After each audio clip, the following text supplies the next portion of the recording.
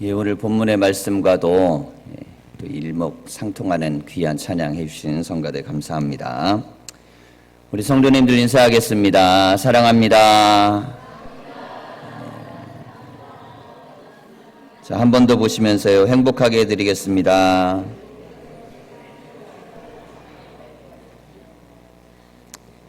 주일이 우리 모든 성도님들에게 가장 복된 날이 되시기를 소망합니다.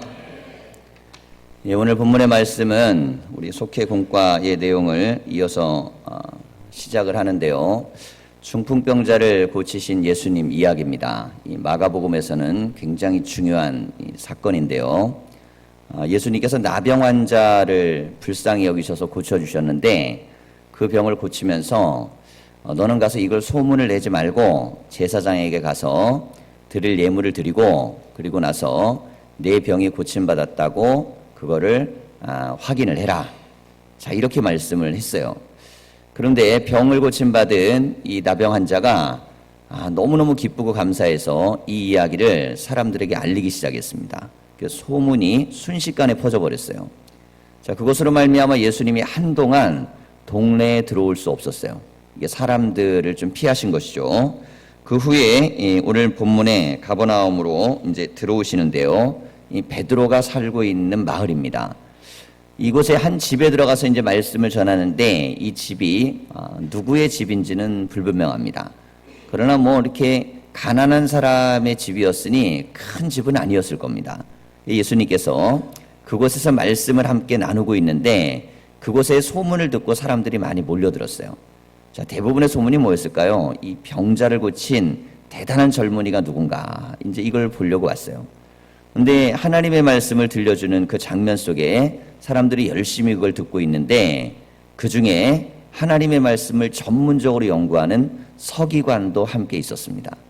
자, 이런 이제 상황 속에서 오늘 본문에 친구들 넷이 중풍병을 앓고 있는 친구를 데리고 오는 장면입니다. 자, 이 복음서는요, 교회란 어떤 곳이 돼야 되는가에 대한 질문의 답입니다. 자, 그러니 오늘 이 사건은 교회는 어떤 교회가 돼야 되는가에 대한 답이에요. 자, 지금 이제 예수님은 이 자리에 계시지 않지만 예수님이 우리에게 보내신 성령이 이 자리에 계십니다. 자, 그러면 성령이 계시는 곳에는 예수님이 나타났던 역사와 동일한 역사가 이루어져야 되는데 그러려면 오늘 같은 이 상황과 사건에 해당되는 일들이 교회 안에 벌어져야 됩니다. 자, 그래서 오늘 우리가 이 말씀을 통해 그러면 교회는 도대체 어떤 교회가 돼야 되는가? 그리고 우리는 어떤 신앙이 돼야 되는가? 자, 이것을 우리가 좀 살피려고 합니다. 자, 첫째 우리가 보아야 될 것은 예수님이 있는 곳에는 예수님의 말씀이 있다는 것입니다. 자, 지금 예수님께서요, 말씀을 증거하고 계세요. 사람들은 전부 다 예수님이 뭔가 기적을 보러 왔습니다. 예수님이 얼마나 대단한가를 보러 왔어요. 근데 예수님은 뭘 하고 계셨냐면 말씀을 들려주고 있었어요. 이 말씀을 사람들이 듣고 있는데 이 말이 얼마나 잘 들렸겠습니까? 예수님에 대한 신뢰가 있었기 때문이에요. 자, 사람이 어떤 말이 들릴 땐요, 이 말이 들리는 사람, 그 사람은 그 사람에 대한 신뢰감이 있습니다. 결국에는 말을 듣는 사람과 말을 하는 사람과의 관계가 말의 전달을 결정합니다.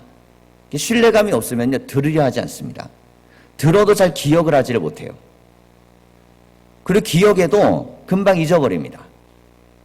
자, 근데 내가 아주 깊은 신뢰를 갖고 있으면 그 사람의 말을 열심히 들으려고 그러고 그 들었던 말은 생각보다 굉장히 오래 기억에 남습니다. 어떤 말은 죽을 때까지도 잊혀지지 않을 만큼 남습니다. 결국 말씀을 듣는 것의 문제는 믿음에 대한 문제입니다. 얼마나 믿어지느냐에 따라 말이 들려요. 자, 그럼 믿어지지 않는다는 것은 결국 들리지 않는다는 것입니다. 자, 교회 와서 우리가 설교를 들을 때요, 설교가 내게 맞느냐 안 맞느냐가 중요한 게 아닙니다. 설교가 들리느냐 들리지 않느냐가 중요한 것이에요. 맞느냐 안 맞느냐에 대한 부분은 호불호가 갈릴 수 있죠. 근데 들리냐 안 들리냐의 문제는 영적인 문제입니다. 그러니까 이 말씀이 나에게 들리는 사람, 그 사람은 이 말씀에 대한 신뢰, 곧 하나님께서 이 말씀을 통하여 나에게 지금 다가오고 계신다는 믿음이 있는 것입니다. 자, 예수님이 말씀을 전하고 있을 때요, 그 자리에 많은 이들이 모여서 집중해서 예수님 말씀을 듣고 있었습니다. 너무너무 고요하게 집중력을 가지고 있어서 그 집중력이라는 것이 그 방에 가득했습니다. 자, 교회에는 어떤 능력이 있어야 되냐면 말씀의 능력이 있어야 됩니다. 말씀의 능력, 곧 말씀을 듣고 읽고 그리고 은혜 받고 말씀 때문에 우리에게 일어나는 역사가 있어야 됩니다. 자, 제가 성도님들에게 한번 몇 가지 이 질문을 좀 드리려고 합니다. 한번 아멘으로 자기를 확인해 보시길 바랍니다. 여러분, 성도님들은 하나님을 믿으십니까? 자, 이것에 대해서 부정하기는 어려워요. 그죠? 믿으니까 이 자리에 있어요. 자, 두 번째로 제가 여쭤볼게요. 하나님의 능력을 믿으세요? 자, 그럼 세 번째 묻겠습니다. 하나님의 능력이 나에게 나타난 게 뭐가 있는지 사람들을 설득하고 그 능력에 대해서 이 말을 듣는 자마다 야, 정말 하나님은 살아계셔 할 수 있는 증거를 여러분에게 가지고 계십니까? 자, 이것이 세 번째가 문제입니다. 교회가 성경을 읽지 않고 설교를 하지 않는 교회는 없습니다. 모든 교회가 성경책을 펴고 성경 교독도 하고 설교도 전하고 말씀의 은혜도 받아요. 그런데 문제는 무엇이냐면 능력이 나타나질 않습니다. 나타나는 교회가 있고 나타나지 않는 교회가 있어요. 왜 이런 현상이 나타날까요? 똑같은 성경을 가지고 똑같이 전하고 그 말씀을 전했는데 어떤 사람에게는 능력이 나타나고 어떤 사람에게는 나타나지 않습니다. 어떤 교회는 나타나고 어떤 교회는 나타나지 않습니다. 능력이 나타나지 않는 교회 목회자들은요, 굉장히 목회를 힘들어합니다. 요즘은 성도들이 설교를 안 들으려고 그래. 말씀을 해도 변화가 안 돼. 자, 그런 표현들을 많이 씁니다. 여러분, 그런데 정말 그럴까요? 정말 그럴까요? 그렇지 않습니다. 전하는 사람이 하나님 말씀을 믿지 않기 때문에 듣는 사람에게 역사가 일어나지 않는 것입니다. 왜냐하면 보면 알잖아요. 말씀을 전했는데 상대방에서 뭔가 눈으로 보이는 것이 나타나지 않아요. 이게 계속 반복됩니다. 그리고 점점 더 지쳐버려요. 시간이 지나도 뭐 이렇게 나타나는 현상이 없어요. 그러면 전하는 자가 먼저 지칩니다. 그럼 믿지 않아요. 하나님의 말씀이 살아있음과 이 말씀이 살아서 영혼의 골수를 쪼개고 능력을 행함을 믿어야 됩니다. 그럼 이 믿음이 어디에서 나올까요? 이 믿음은 체험에서 나옵니다. 정말 말씀이 나를 변화시킨다는 체험을 스스로가 가지고 있으면 그건 당연히 되는 거예요. 뭐든지 간에 내가 확신 있는 게 전달되는 것이지 이런 확신이 없이 가겠습니까? 하나님의 말씀이 살아있어서 능력이 되매 믿음이 있는 그런 교회가 되기를 소망합니다. 새벽에도 제가 말씀을 드렸는데요. 제가 예전에 부목사 생활을 하기 위해 부임을 하고 부서를 맡았습니다. 부서를 맡고 나서 고등부를 맡았기 때문에 고등부는 사실 굉장히 어려운 부서입니다. 큰 교회일수록 더 힘듭니다. 게다가 엘리트들이 많이 모이는 교회는 자기 자녀들이 교회에서 오래 있기를 원하지 않습니다. 굉장히 이제 부목사들의 무덤이라는 곳에 지정을 받아서 들어가게 됐어요. 자, 그곳에서 부서를 저는 부흥시키고 싶은 열망을 가지고 그렇게 내가 야, 그래, 하나님이 이곳에서 뭔가 큰 부흥을 주실 거야. 내가 그 기대를 가지고 가야지. 근데 전 참 놀라운 이야기들을 들었어요. 저를 소개시켜준 목사님이 이렇게 얘기했어요. 목사님도 담임 목사님도 부흥을 원하시는 건 아니야. 왜냐하면 되기가 쉽지 않거든요. 그렇기 때문에 들어가서 부서만 잘 관리해도 돼. 이게 진정한 메시지야. 이렇게 알려줬어요. 그 목사님은 담임 목사님의 마음을 굉장히 정확하게 읽어내는 분입니다. 그러니까 담임 목사님도 말은 부흥시키라고 했지만 그건 교육적인 것이지 그렇지 않아도 그냥 관리만 잘해도 된다는 마음을 갖고 계셨던 거예요. 바로 제 전임자가 저와 바로 바톤 터치를 하면서 같은 사무실을 쓰게 됐습니다. 이분이 저한테 와서 얘기하는 거예요. 절대로 부흥이 안 된다는 거예요. 여기는 절대로 부흥이 안 됩니다. 의욕적으로 하면 지칩니다. 그리고 여러 명이 그 자리에 함께 앉아있었는데 다 똑같이 반응을 해주시는 거예요. 굉장히 난감했습니다. 나는 부흥을 시키겠고 하나님이 이 부서를 통해 하나님 나라를 확장하고 영혼을 살려야 된다는 마음을 갖고 얘기해야 되는데 내 앞에 있는 모든 사람들이 안 된다고 얘기를 나에게 해주는 거예요. 그건 내 마음을 편하게 해주기 위해서 한 말입니다. 부담 갖지 말라고 한 말이에요. 그냥 들어가서 그 조직에 들어가서 잘 관리만 하면 된다고 얘기해 주기 위해서 한 말입니다. 선생님들을 만났습니다. 부장 선생님을 만나고 총무님을 만났어요. 이분들은 아주 대단한 엘리트들입니다. 국가를 경영하는 분들이에요. 제가 이 부서를 부흥시키고 하나님 영광을 돌리는 그런 부서로 만들고 싶습니다. 그랬더니 선생님들이 말씀하시는 거예요. 목사님, 모든 목사님들이 와서 다 그렇게 얘기하셨어요. 그리고 그렇게 안 됐어요. 그래서 우리 목사님들을 믿지 않아요. 이분은 나름대로요, 사회적 지위가 높다 보니까요, 할 말을 하는 거예요. 제 나이가 그때 33이었는데요. 33이 아니군요. 네. 30 정도 됐던 것 같아요. 그분은 50대가 넘었던 어른이니까 사회적으로 이게 초년병 부목사가 와가지고 말을 하니까 어떻게 느껴졌겠습니까? 와서 다 저런 말 하는 거지. 목사니까 하는 거지. 제가 그때 느꼈습니다. 교인들은 하나님을 믿지 않는구나. 목사들도 하나님을 믿지 않는구나. 믿지 않으면서 말하는구나. 믿지 않으면서 외치는구나. 믿지 않으면서 하라 그러는구나.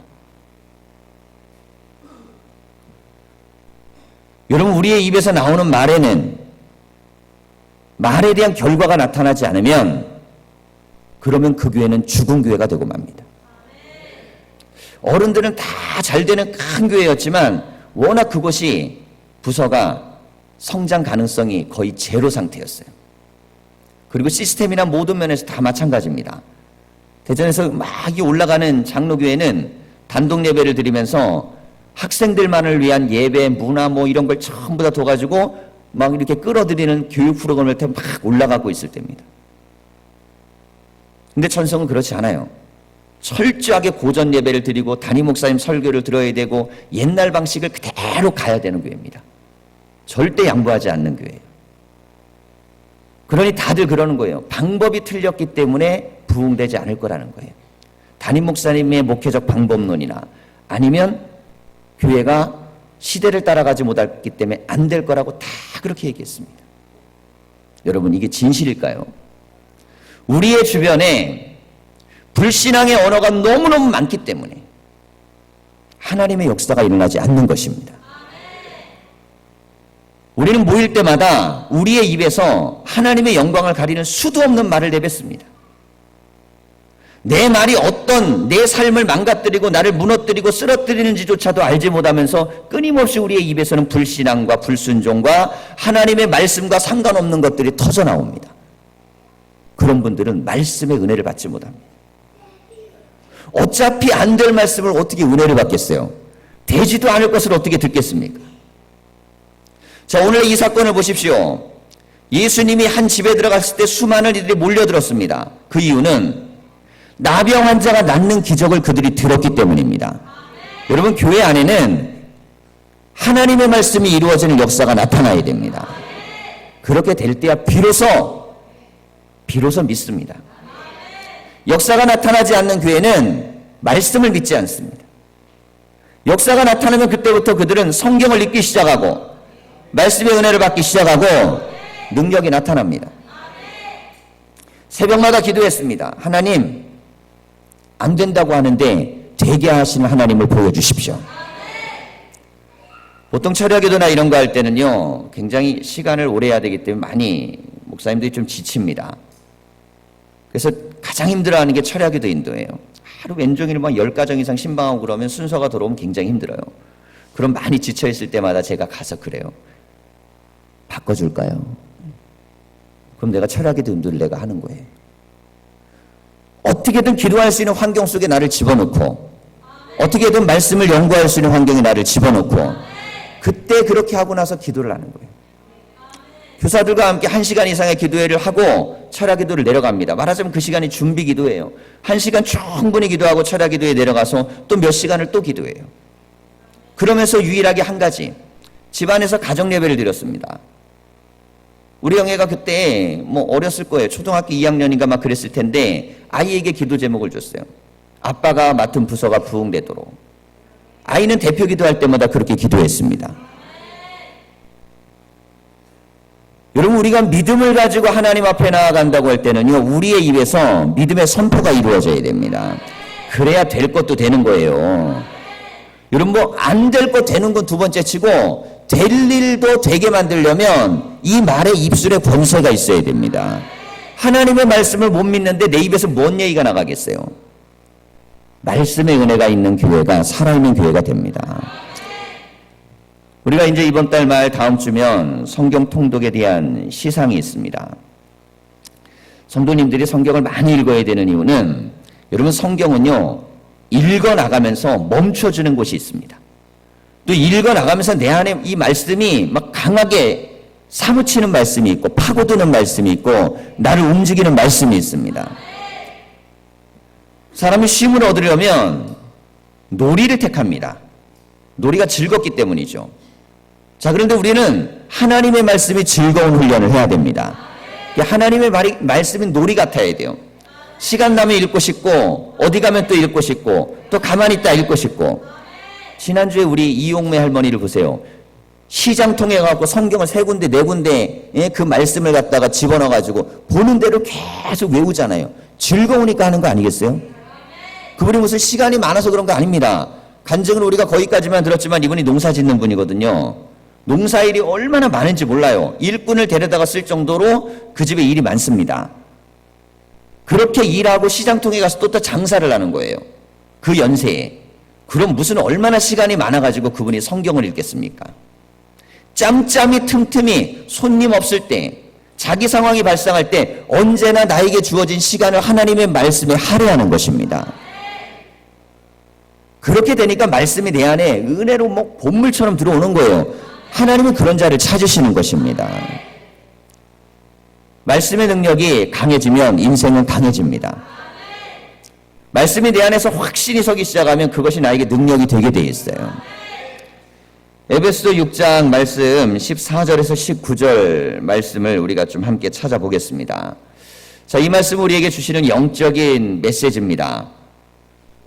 우리가 어떻게 인생을 살아가야 되는가, 하나님 말씀 앞에 어떻게 서야 되는가에 대한 말씀이에요. 자, 우리 6장 14절부터 19절을요 함께 한번 교독해 보겠습니다. 그런즉 서서 진리로 너희 허리띠를 띠고 의의 호심경을 붙이고 모든 것 위에 믿음의 방패를 가지고 이로써 능히 악한 자의 모든 불화살을 소멸하고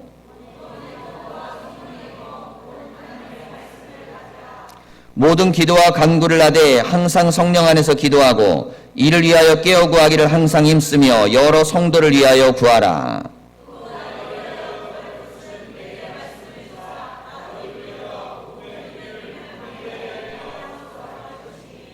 아멘. 자, 이 말씀들을 보면요, 서서 진리로 띠를 띠고 의의 호심경을 비치고 평안의 복음의 신을 신고 믿음의 방패를 가지고 그리고 성령의 검을 가지라 그랬습니다. 자, 앞에 있는 부분들은요, 방패까지는 전부 다 이 수비형 무기입니다. 구원의 투구든 이 가슴을 지키는 호심경이든 뭐 발도 마찬가지죠. 이 신발 신는 것도 마찬가지고 방패까지 다 수비형인데 말씀은 성령의 검, 말씀은 공격형의 무기입니다. 자, 세상을 나가 살 때요, 말씀에 든든한 사람은요 강력하게 살아갑니다. 그래서 말씀의 은혜를 받는 훈련이 얼마나 중요한지 몰라요. 제가 초등학교 때부터 신앙생활을 했을 때를 생각을 해봤어요. 이 말씀을 묵상하면서 어제는 꿈자리에서 꿈을 꾸듯이 말씀을 생각하면서 묵상을 했습니다. 제가 초등학교 때인데요, 그 산골짜기에서 집에서부터 교회까지 가는 거리가 있습니다. 그러면 교회 가는 게 너무 행복하고 즐거워요. 세상에서 가장 기쁜 게 교회 가는 거였습니다. 근데 가면서 꼭 여러 집을 들려갑니다. 그래서 제가 이 세상에서 가장 이해 안 가는 게 뭐냐면 왜 예수를 안 믿고 교회를 안 다닐까? 난 그게 세상에서 가장 이해가 안 갔어요. 어떻게 교회를 안 다닐 수 있고 예수를 안 믿을 수 있지? 이렇게 좋은 걸 어떻게 안 할 수 있지? 근데 그게 나에게 어떻게 그게 즐거움이었고 기쁨이었는지는 설명할 수는 없습니다. 그런데 그렇게 기쁘고 즐겁고 예배 드리러 가고 교회 가고 하는 게 너무 좋았어요. 자, 그리고 분반 공부에서 선생님이 가르칩니다. 그러면 그 산골짜기에 있는 성경 공부 가르치는 선생님들이 뭐 또 얼마나 대단하겠습니까? 그럼에도 불구하고 그 선생님들이 공과책을 가지고 그 장로교회, 작은 교회였는데요, 말씀을 가르친 게 아직까지도 제 머리에 남아 있습니다. 너무 말씀을 들을 때 은혜가 되고 재밌는 거예요. 그땐 그게 은혜라는 단어인지도 몰랐어요. 그냥 말씀을 들으면 막 집중이 됐어요. 나중에 깨달았습니다. 듣는 은혜가 얼마나 축복인지를 알게 되었어요. 여러분, 듣는 은혜는 그 부모의 기도에 달려있는 것입니다. 부모의 기도가 자녀의 영적인 귀를 열게 하는 것입니다. 이게 열리지 않으면 들리지 않습니다. 그리고 하나님의 말씀 전에 세상 것이 들리고 세상 것이 보이고 이게 들리기 시작하면 그때부터 무너지기 시작하는 거예요. 우리의 영은 하나님의 말씀에 먼저 귀가 열려야 됩니다. 그리고 귀가 열려 이 말씀이 들리고 세상 소리가 들려올 때 분별력이 생겨요. 어떤 것은 내가 들을 것이냐, 어떤 건 듣지 말아야 되느냐, 어떤 건 받을 거냐, 받지 말아야 될 것이냐. 이 분별력을 갖지 못하면 영은 죽고 맙니다. 오늘 우리가 하나님 앞에 나왔습니다. 말씀이 어려워서 못 듣는 것이 아닙니다. 말씀을 들을 수 있는 영적인 상태가 내 안에 이루어지기를 위한 소망을 가지시길 바랍니다. 여러분, 우리의 가정과 자녀들을 위한 늘 기도, 하나님의 말씀이 들리게 해주십시오. 자, 이런 역사들이 우리 가운데 있어야 돼요. 자, 두 번째로 우리가 함께 생각해 볼 것은 교회는 죄사함의 선포가 있는 곳이어야 됩니다. 자, 사람들마다 인생을 살다 보면 이 안에 죄책감이라는 게 쌓이게 됩니다. 근데 이 죄책감은요, 씻겨지지 않는 기억 속에 남아 있습니다. 근데 이 기억은 끊임없이 나를 무너뜨립니다. 너는 그거밖에 안 되잖아. 넌 더 이상 헤어나올 수 없어. 너는 그런 일을 통해 네 인생이 이미 무너진 것이야. 자, 이 죄책감은요, 우리의 삶을 무너뜨리는 가장 무서운 적입니다. 그래서 아예 새로운 인생을 선택하지 못하도록 만들어요. 너는 새로운 인생을 살 수 없어. 넌 은혜 받을 수 없어. 넌 좋아질 수 없어. 너는 변화될 수 없어. 내 안에서 끊임없이 죄책감이 나에게 소리를 치고 주장하고 외칩니다. 그런데 이게 얼마나 강렬한지 사람은 거기서 헤어나오기가 쉽지 않습니다. 자, 오늘 중풍병자를 달아내린 이 4명의 친구들이요, 지붕을 뚫습니다. 그리고 나서 이 지붕 뚫린 그 지붕에서 내려온 중풍병자에게 예수님이 가장 먼저 하셨던 말씀은 내 죄사함을 받았느니라. 자, 여기서 말하는 신스라는 죄사함은 이때까지 지었던, 자신이 살아오면서 지었던 죄 때문에 내가 이렇게 됐지라고 생각하는 죄책감이에요. 자, 당시만 해도요, 질병은 모두 죄와 관계에 있다고 믿었습니다. 이미 그러니까 내 병은 내 죄 때문이야라는 어마어마한 죄책감 속에 이 사람이 지금 들어가 있는 거예요. 그래서 예수님이 이걸 먼저 해결해 주신 것입니다. 너의 죄가 사함을 받았다. 아니, 그렇다면 생각해 보세요. 이 사람이 무슨 용서를 빌었습니까? 용서해달라 그랬어요, 예수님한테요? 뭐 잘못했다 그랬습니까? 내 인생을 헛살았다 그랬습니까? 막 눈물을 흘리며 통곡하며 회개했습니까? 안 했습니다. 그냥 예수님이 죄사함을 선포하셨어요. 그 이후에 이 사람은 회개합니다. 회개가 먼저 되는 게 아니라 죄사함의 은혜를 믿는 것이 먼저입니다. 여러분, 회개도요, 죄사함의 은혜가 있다고 선포될 때 그때 회개가 시작되는 거예요. 예수님이 죄를 용서하신다는 그 믿음이 없는데 뭘 회개해요? 안 되는 걸. 필요 없는 짓을 왜 합니까? 회개란 하나님이 용서하신다는 말씀이 우리에게 들릴 때 비로소 나오는 것입니다. 죄사함이라는 것은요, 죄를 주님이 사하신다고 선포하실 때 우리가 비로소 그때, 아, 주님은 죄를 사하시는 분이구나. 그 마음이 있을 때 그때 비로소 우리는 하나님 앞에 회개합니다. 여러분, 그래서 내 안에 있는 응어리와 상처와 눈물과 이 죄책감의 문제, 여러분 응어리로 재 있는 이 모든 문제에 대한 것들이 주님 앞에 나아가야 됩니다. 지금 이 사람은 그러니까 병만 나온 게 아니에요. 죄인인 상태가 나온 것입니다. 주님 앞에 죄인인 상태가 나왔더니 주님이 그걸 해결하셨습니다. 자, 교회에서요, 죄책감의 해결을 받은 사람들에겐 영적인 놀라운 은혜들이 일어납니다. 그 사람들은요, 죄책감의 문제를 해결한 분들은 구원의 확신뿐만 아니라 하나님의 은혜에 대한 분명한 자기 안의 고백들이 넘칩니다. 교회를 가면 정말 행복하고 기쁘고 놀라운 곳이야. 여러분, 뭘 그렇게 좋아서 교회가 행복하고 기쁘고 좋은 것이겠어요?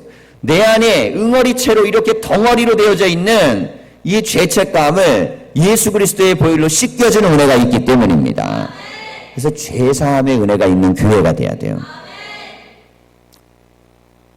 교회 안에 들어와 있어도 모두가 다 그 믿음을 갖고 있는 게 아닙니다.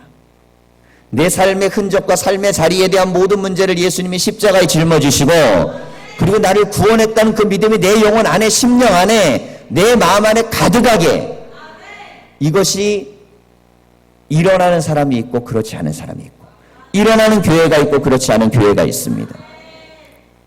여러분, 우리 은혜교회에는 이 죄사함의 은혜가 있기를 축원합니다. 그래서 사람이요, 변화될 수 있어야 돼요. 죄사함의 은혜를 받은 분들은 바뀌기 시작합니다. 그래, 내가 바뀔 수 있어. 주님이 나를 용서하셨으니까 나 이제 새로워질 수 있어. 나 이제 벗어날 수 있고 놀랍게 달라질 수 있어. 여러분, 이 믿음을 갖기 시작합니다. 자, 끝으로 세 번째 우리가 보아야 할 것은 예수님의 치유함의 역사 속에 하나님의 놀라운 기적이 교회 안에 일어나야 된다는 것입니다. 자, 오늘 이 사건을 보면요, 예수님이 묻습니다. 이 하나님 외에 누가 죄를 사하겠느냐 그랬을 때 예수님께서는 죄를 사하라고 하는 말과 병자 보고 이 들것을 가지고 가라는 말, 어느 말이 쉽겠느냐 그래요. 자, 사실 유대인의 입장에서는요, 죄를 사하란 말이 훨씬 어려운 겁니다. 이건 신만이 할 수 있어요. 그런데 들것에서 일어나서 중풍병자 보고 가지고 가라는 것도 이건 인간이 할 수 있는 말은 아니에요. 둘 다 이건 인간의 언어는 아닙니다. 정말 하나님의 아들에서나 나올 수 있는 언어죠. 근데 둘 중에 더 중요한 말은 죄사함의 언어입니다. 그러니 이 말을 딱 선포했을 때에 사람들은, 아니 어떻게 사람이 저런 말을 하지? 사람은요, 자기가 할 수 없는 말을 할 수도 있어요. 뭐 이단이나 사입이나 교주들이 그럴 수 있잖아요. 죄사함을 받았노라 말할 수 있잖아요. 근데 우리가 그걸 죄사함 받았다고 안 하죠. 왜? 그에게 하나님의 아들의 증거가 나타나야 됩니다. 그러니까 예수님이 죄사함을 받았느니라까지만 하셨으면 이건 문제가 돼요. 그건 이단 사입인 거예요. 그래갖고 이 서기관들이 그러잖아요. 당신은 이단 사입이 같은 존재다. 이렇게 얘기한 겁니다. 그때 예수님이 말씀하시는 거예요. 그 들것을 들고 일어나 나가라. 자, 이게 하나님의 능력입니다. 여러분, 교회 안에는요, 문제가 해결되는 역사가 있어야 됩니다. 그래야 하나님이 믿어지는 거예요. 문제가 해결되는 역사를 경험하지 못하고 찌든 믿음을 갖고 있으면 그의 삶이요, 믿음의 열매가 없고 항상 원망과 불평과 이런 것들이 가득합니다. 그런데 신앙생활을 오래 한 사람들이 그런 믿음을 갖고 있으면 새로운 사람들이 교회 안에 들어 똑같아집니다. 그래서 믿음의 첫 출발을 하는 사람들, 믿음의 앞에 나아가는 사람들에게는요, 확실하게 보여줄 만한 하나님의 역사가 있어야 돼요. 교회가 여러분 그렇게 부흥이라는 게 쉽게 일어나는 게 아닙니다. 교회 부흥이 일어나려면 부흥이 일어날 만한 사건이 있어야 돼요. 그 사건은 뭐겠어요? 하나님이 하나님 되심을 증거할 만한 우리의 상식과 우리의 생각을 뛰어넘는 하나님만이 하실 만한 일들이 일어나야 됩니다. 이게 일어나는 교회, 그 교회는요, 살리는 교회가 됩니다. 그 교회는 능력의 역사가 나타나요. 여러분, 우리의 삶 속에 이런 은혜가 있기를 소망합니다. 성도님들의 삶 속에 이런 경험들이 나타나시길 바랍니다. 제가 부임을 하고 이제 6월이면 한 2년 꽉 채우는 것 같습니다. 성도들의 가정과 삶들을 신방하고 또 목회해 나가면서 참 마음들이 순수하고 하나님을 사랑하는 마음이나 삶에 대한 그 고백들이 참 대단하고 그 믿음의 삶을 살아가려고 하는 헌신과 열정이 참 대단한 많이 느낍니다. 참 그러니 굉장히 좋은 교회예요. 성도들도 참 믿음의 고백이 좋고 은혜롭고 서로의 관계도 사랑이 좋은 아주 좋은 교회입니다. 자, 그런데 교회가요, 그렇게 되어지는 교회는 자기네끼리만 좋습니다. 자기네끼리 서로 좋은 거예요. 근데 어떤 능력이 나타나지 않는가? 생명을 살리는 능력은 없습니다. 영혼을 구원하는 능력은 없습니다. 죽어가는 생명을 바라볼 수 있는 영적인 눈도 없습니다. 자기들끼리 모이면 너무 좋아요. 막 행복하고 즐겁고 모이기만 하면 막 기쁘고, 그런데 능력이 없어요. 살려내는 능력이 없습니다. 왜? 우리의 삶 속에 이 평상시에 있는 그 정도 수준의 그냥 이 정도면 만족하고 이 정도면 좋은 거지, 그걸 가지고요 세상 나가서 전도하면 딴 사람들이 그래요. 난 너보다 더 즐겁게 산다고. 주일날 꽃구경 가는 게 훨씬 좋다고. 그럼 뭐라 깝깝한 데 앉아가지고 공기도 안 통하는 데 앉아갖고 그냥 재미없는 설교나 듣고 있냐고. 뭐라고 답을 하시겠어요? 자녀를 양육하며 키우는데 내 자녀에 대한 증거가 없으면 세상에서 사는 사람이 내 자녀는 말이야 이렇게 이것도 잘하고 저것도 잘하고 이런 능력도 있고 뭘 그렇게 떳떳하게 내세울 게 있겠습니까? 삶의 문제에 대한 것들을 가지고 그 사람이 얘기할 때 내 문제 하나도 풀어내지 못하면서 그 안에 있다 그러면 뭘 가지고 그들에게 증거하겠어요? 여러분, 예수님이 왜 기적을 행하셨겠습니까? 예수님은 마지막 예루살렘 올라간 그 마지막 날에는, 그 마지막 시간에는 기적을 행하지 않습니다. 오직 십자가를 지기 위하는 데 집중하십니다. 제자들과의 시간만을 보냅니다. 자, 그럼 예수님이 정작 원하셨던 건 하나님의 말씀을 증거하는 거예요. 그런데 말씀의 증거는 말씀을 증거하는 자에 대한 믿음과 신뢰와 그 열매가 나타나지면 들리지 않는 것입니다. 교회도 마찬가지입니다. 교인이 하나님의 말씀과 목사의 설교의 은혜를 못 받는데 교인이 전한 예수를 세상이 듣겠습니까? 그건 안 되는 거예요.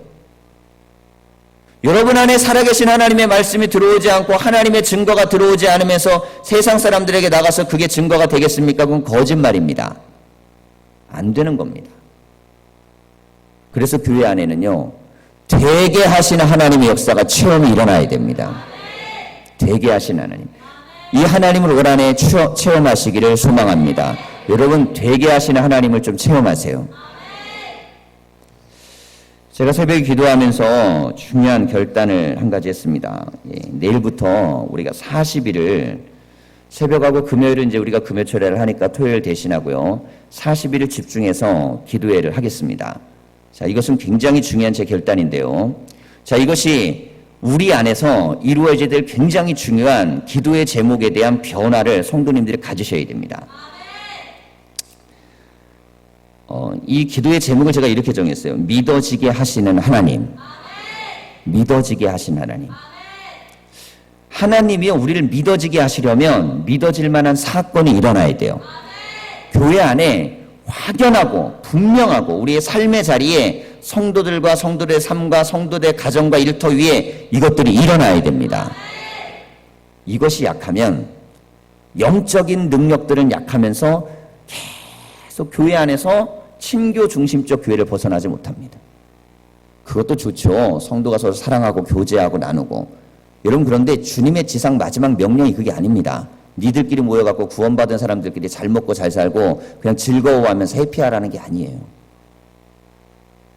교회의 사명은 그리스도가 십자가에 못 박혀 죽으신 그 이유를 분명히 인식하는 것입니다. 그분이 몇 명 모여갖고 즐겁게 어울리고 놀 거 원하셔가지고 그 자리 그 십자가를 지신 것이 아닙니다. 구원받을 수 없을 것 같은 저주받은 인생들, 그리고 세상 속의 쾌락에 혹은 세상에 묻혀서 멸망과 사망의 길로 가고 있으면서도 알지 못하는 이들이 그들조차도 구원받고 하나님의 자녀가 되기를 원하는 마지막 그 절규의 함성이 십자가의 보혈과 눈물이 된 것입니다. 여러분, 정말 십자가를 믿고 구원을 믿는다면 우리 입과 우리의 고백에는 생명을 살리기를 위한 간절한 기도와 고백이 나타나야 됩니다. 그래야 그게 교회입니다. 교회는 친목회가 아닙니다. 동아리가 아니에요. 여기는 사명적으로 그리스도의 십자가를 증거하기 위해서 생명을 걸고 주님이 구원하신 백성들이 모여서 하나님 나라를 확장하기 위해서 모인 곳입니다. 그게 되려면 성도님들 가정에, 삶에 이 중풍병자가 일어나는 기적이 일어나야 됩니다. 보십시오. 만약에 이 4명의 친구가요, 사람들이 맞고 있다 그래가지고 되돌아갔다면 예수님 바로 앞에 와서 문제가 해결되지 않는 경험을 하고 돌아가게 됩니다. 그렇게 수고하고 애쓰고 노력했는데 안 되는 거예요. 세상에서 가장 미련한 믿음이 그겁니다. 열심히 해갖고 안 되는 걸 체험하는 거. 교인들이 가장 무식하게 신앙생활하는 방법이 그거예요. 열심히 하는데 증거가 없어요. 그러니까 교회도 막 열심히 다니려고 그러고 봉사도 열심히 하고 뭐도 하는데 뭐 고백이 없어요. 내놓을 게 없는 거예요. 이 4명의 친구들은요, 지붕을 뚫습니다. 당연히도 그 가옥 구조가 지프라이 같은 걸로 이렇게 얽히설키 해놓은 구조이기 때문에 뭐 지붕을 뚫는 거 어렵진 않았어요. 하지만 그 결단을 하기가 얼마나 어려웠겠습니까? 어떻게든 주님 앞에 나가야 된다. 어떻게든 문제를 해결한 받아야 된다. 어떻게든 하나님이 역사하게 해야 된다. 때로는요, 방해거리가 교회가 될 수도 있고 교인이 될 수도 있고요. 앞에 있는 사람들이 의도하진 않지만 나의 방해거리가 될 수 있어요. 여러분, 그런데 신앙이라는 건 뭐가 방해거리가 있어서 은혜를 못 받는 건 다 핑계입니다. 지붕이라도 뚫어가지고 내릴 각오가 돼 있으면 역사는 나타나는 것이에요. 그래서 안 되는 것에 대한 믿음이 깨지지 않으면 교회는 절대로 앞을 향해 나가지 못합니다. 여러분, 한국의 교회가요, 많이 무너져 있습니다. 근데 그 무너짐의 요인 중에는 믿음 없음이 가장 중요한 자리를 차지하고 있음을 인정하셔야 됩니다.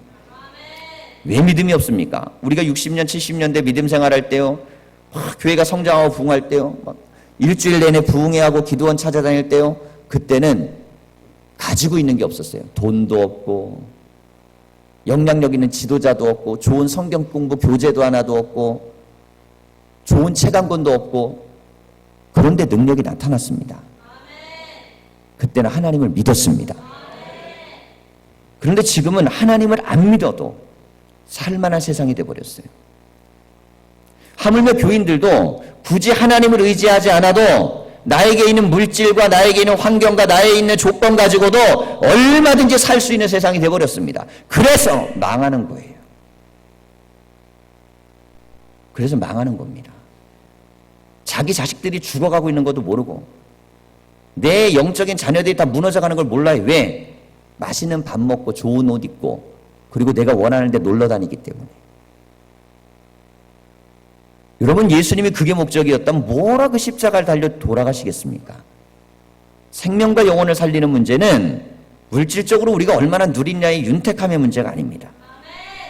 우리의 영혼과 심령이 살아나는 놀라운 은혜를 경험할 때에 그때 비로소 살아나는 역사가 있습니다. 여러분, 기도의 자리를 결단할 수 있는 용기가 있으시길 바랍니다. 제가 참 많이 고민했습니다. 다 젊은 분들도 많고 일터도 맞벌이들도 많고, 그래서 새벽에 제단을 쌓게 하는 거 참 쉽지 않은 일이기 때문에, 그런데 마음의 감동이 많이 있습니다. 우리가 기도실을 만들고 기도하기 시작하고 기도에 대한 흐름이 조금씩 바뀌게 있습니다.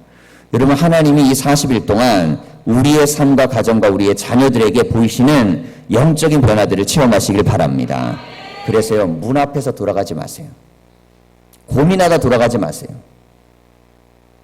이게 될까 그러다 앞에까지 갔다 되돌아가지 마세요. 되는 데까지 가서 주님 앞에 그걸 내어놓으셔야 돼요. 그리고 주님이 어쩔 수 없이라도 고치시는 역사를 경험하셔야 됩니다. 어떻게 하겠어요? 주님이 이걸 안 고치면 어떻게 하시겠어요?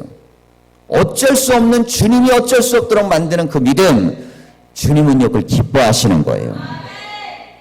우리가 제단 앞에 나아가고 하나님 앞에 나아가기 위해서 오늘도 주님 앞에 왔습니다. 여러분, 우리는 영적으로 어마어마하게 무시무시한 세상을 살고 있습니다.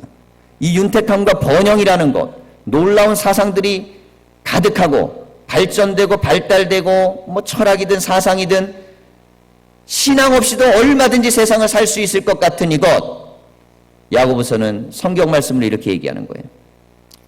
우리가 야고보서 말씀을 한번 마지막으로 읽어보겠습니다. 1장 15절을 함께 읽겠습니다. 욕심이 잉태한 즉 죄를 낳고 죄가 장성한 즉 사망을 낳느니라. 여러분, 여기서 욕심이 뭘까요? 욕심이란 태초의 욕심입니다. 하나님 없이 세상의 것을 소유하고 싶은 마음이에요. 이게 하와가 범했던 첫 번째 욕심입니다. 하나님 배제하고 내가 이거 갖고 싶은 거예요. 그래서 가정도 자녀도 앞길도 결국 거기서 그냥 그러다 마는 거예요. 세상 사람하고 별 다르지도 않아요. 여러분, 우리의 삶이 하나님이 정말 역사하시는 믿음의 증거가 나타나려면 우리는 욕심을 내려놓고 믿음을 가지셔야 됩니다. 그리고 주님 앞에 나아가 기도하셔야 돼요. 가슴 아픈 눈으로 내 자녀를 볼 수 있는 영적인 눈이 열리셔야 됩니다. 저는 좀 그런 생각이 듭니다. 우리 애들을 보면 마음이 막 맺을 때가 많거든요. 근데 부모들은 별로 안 그런 것 같아요. 애들 보고도 그렇게 별로 이렇게 맺이지 않나 봐. 걔들의 영적인 상태와 나는 걔네 직접적인 부모도 아닌데 난 막 맺이거든요. 그런데 실제적인 부모들은 그게 저만큼 그렇게 강력하지 않다고 느낄 때가 되게 많아요. 여러분, 눈에 보이는 자식을 육신의 자녀로만 보지 마시고 그 안에 일어날 하나님의 자녀에 대한 형상을 보시기 바랍니다. 그리고 그 생명을 위해 기도하고 그 생명을 위해 우셔야 돼요. 그 문제를 위해 우셔야 됩니다. 그렇게 될 때 비로소 생명이 살아나는 역사가 있습니다. 이 40일은 결단의 40일입니다. 이 40일은 하나님을 믿을 수밖에 없는 믿어지게 하시는 하나님을 경험하셔야 됩니다. 그리고 나서 비로소 교회는요, 강해질 것입니다. 만약에 이 40일을 우리가 성공하지 못한다면 교회는 그냥 그렇게 흘러가실 것입니다. 이게 수십 년 동안 그러다가 그냥 그렇게 갈 수도 있습니다.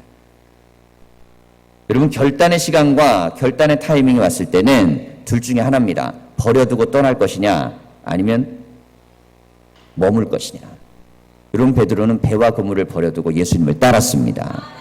우리에게 이번 한 주간 시작되는 이 강부터 이 40일의 기간이 성도님들의 삶을 바꾸는 능력의 시간이 다 되시기를 간절히 축원합니다. 기도하겠습니다.